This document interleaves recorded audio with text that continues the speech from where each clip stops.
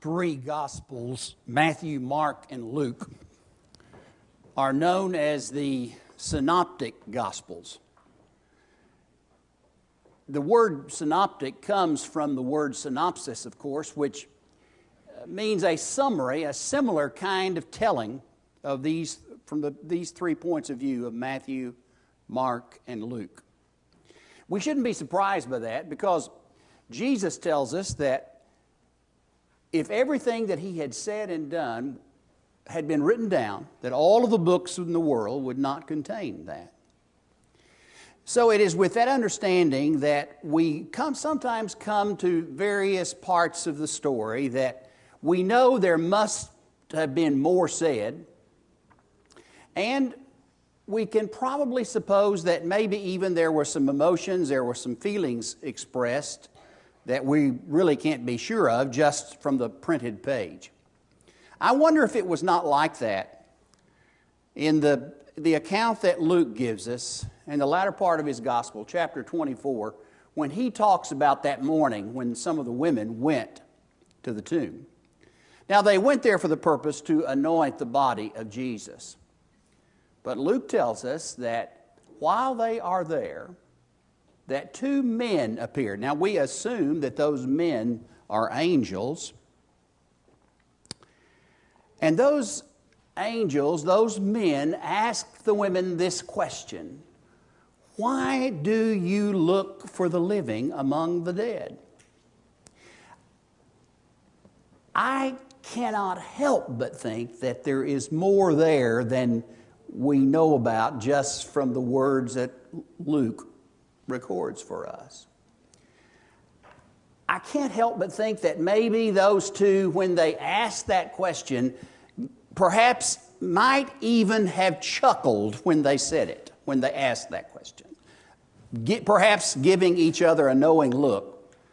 And maybe there was conversation that went on that Luke does not record for us. And if there was, it would have gone something like this. When they asked the question, why do you look for the living among the dead? I think probably the women would have said, but this is not a laughing matter.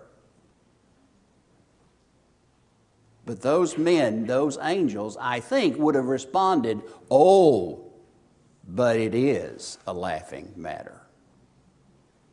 Don't you remember that he said before he died that he would be taken and be crucified and that he would on the third day rise from the grave?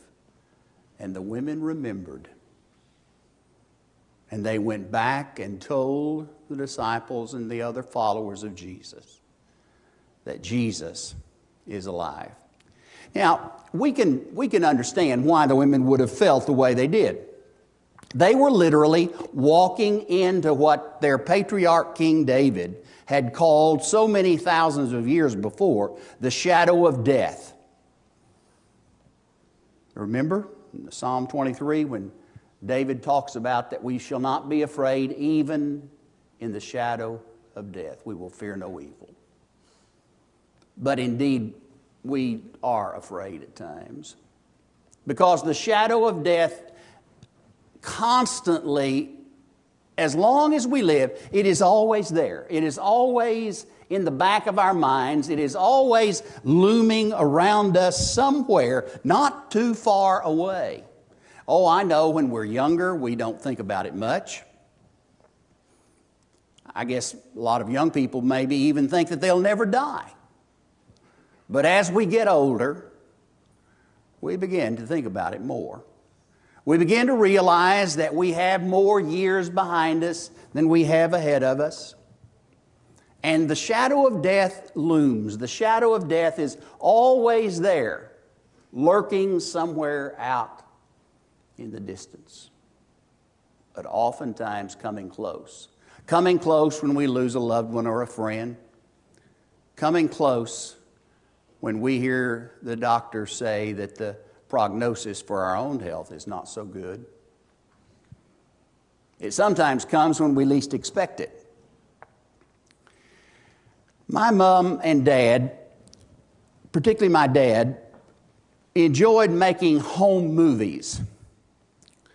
And for a long time, when I was really young, I can remember that a lot of the things that we did were governed by the fact that he wanted to make a movie of it.